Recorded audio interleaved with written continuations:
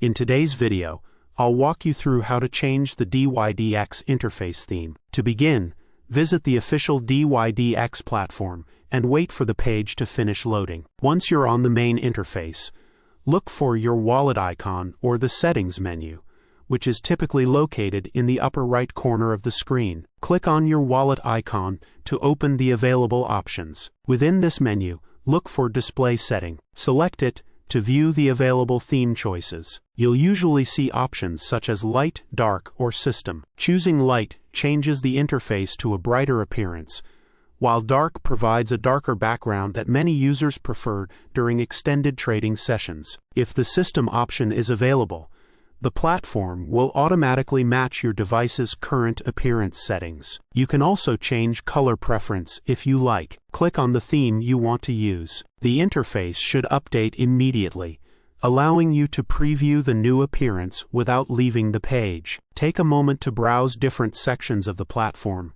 to make sure the new theme is comfortable for you. If you decide you'd rather use a different theme later, simply return to the same settings menu and choose another option. You can switch between themes as often as you like, and that's all there is to it. Changing the dYdX interface theme is a quick customization that lets you personalize your trading experience in just a few clicks.